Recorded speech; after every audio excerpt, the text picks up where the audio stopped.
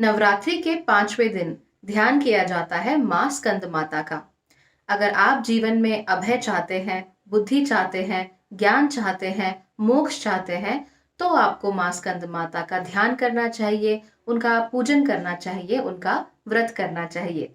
तो चलिए आज जान लेते हैं माता स्कंद माता के बारे में। स्कंद माता इस शब्द का अर्थ बहुत ही सिंपल है, बहुत ही सीधा है। स्कंद माता का मतलब हुआ स्कंद की माता, यानी कि कार्तिकेय की माता।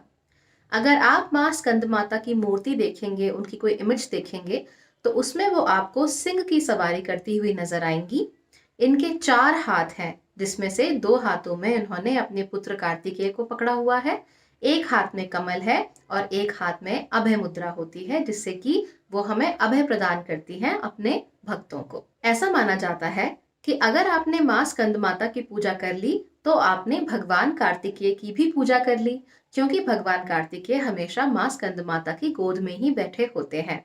और ये भी याद रखिए कि भगवान कार्तिकेय का संबंध मंगल ग्रह से माना जाता है। इसीलिए अगर आप माँ स्कंद माता की पूजा करते हैं, तो मंगल ग्रह से जुड़ी कुछ परेशानियां आपकी सॉल्व जरूर हो सकती हैं। ऐसा मानते हैं कि माता का पूजन करने से अगर बच्चों के संबंध में कोई कष्ट हो या कोई परेशानी हो, तो वो अवश्य ही सॉल्व हो जाती है।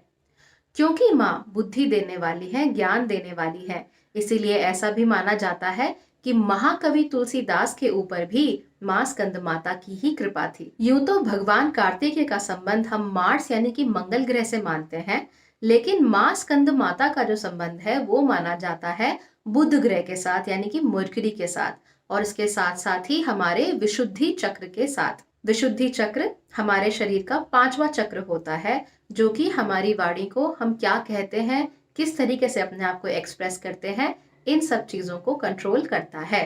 साथ ही साथ आप जानते ही हैं कि बुध यानी मरकरी किस प्रकार का ग्रह है। ये वो ग्रह है जो हमारी वाणी को कंट्रोल करता है, हमारी बुद्धि को कंट्रोल करता है। यानी माता स्कंद माता के साथ जितने भी तरह के प्लैनेट जुड़े हुए हैं, जो चक्र जुड़े हुए हैं, वो हमें ज्ञान की तरफ बढ़ने का इशारा करते हैं, निर्मल बुद्धि की तरफ बढ़ने का इशारा करते हैं, और साथ ही साथ ज्ञानोपार्जन, विद्वता की ओर इशारा करते हैं। माता से हमें बहुत सारी सीखें सीखने को मिलती है, लेकिन उनमें सबसे प्राइमरी ये है कि वो मार्स को, मंगल को, देव सेनापति कार्तिकेय को अपनी गोद में बिठाती है, जो हमें ये बताता है कि चाहे हमारे अंदर का अग्रेशन कितना भी ज्यादा हो, चाहे हम कुछ भी करते हो लाइफ में, लेकिन हमारी माँ हमारे लिए सबसे इम्पोर्टेंट होती है। और साथ ही साथ हमारे जीवन में प्रेम और वात्सल्य हमेशा अग्रेशन के आगे बढ़कर आना चाहिए। यानी कि अगर आपको चूज करना हो अग्रेशन के बीच में और प्रेम के बीच में, तो हमेशा प्रेम को ही सर्वोपरि माना जाएगा। माता का संबंध मोक्ष के साथ भी माना जाता है, यानी कि अगर आप माँ स्कंद माता की पूजा करते हैं, तो आप एक कदम मोक्ष की तरफ जरूर बढ़ा लेते हैं। ऐसा माना जाता है कि माँ का पूजन करने से, माँ का व्रत करने से आपका मन निर्मल और शुद्ध होना शुरू हो जाता है, और फिर वो मन विषय भोगों में, विषय वासनाओं में नहीं लगता।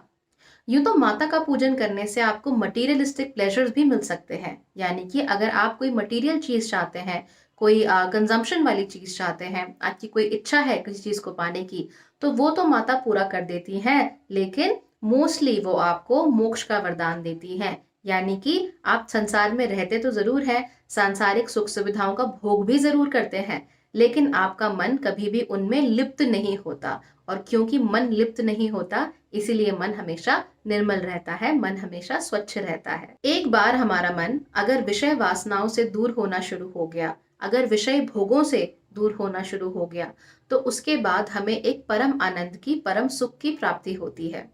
ये वो सुख नहीं है कि जो आपको नया फोन लेने से मिल जाए, या फिर आपके बच्चे के कॉलेज बहुत अच्छे नंबर से पास करने से मिल जाए। ये वो सुख है जो हमारी आत्मा को मिलता है, वो आत्मा जो देवी पराम्बा का ही एक छोटा सा स्वरूप है। तो जब भी हम माँ स्कंद माता की पूजा करते हैं, हम अपने आप को उस मोक्षदायिनी देवी पराम्बा और उस आदि शक्ति के एक कदम पास ले जाते हैं। इसीलिए अगर आप लोग अपने आप में, अपने बच्चों में, अपने परिवार के लोगों में विद्वता बढ़ाना चाहते हैं, ज्ञान बढ़ाना चाहते हैं, निर्मल बुद्धि का डेवलपमेंट करना चाहते हैं, तो आपको माँ स्कंद माता का पूजन और उनका व्रत जरूर करना चाहिए। तो ये वीडियो हमने माँ स्कंद माता को डेडिकेट किया। आई होप कि आप लोग कल भी इसी समय यहाँ पर जरूर आएंगे ताकि हम माँ कात्यायनी की बात कर सके। Thank you so much for watching.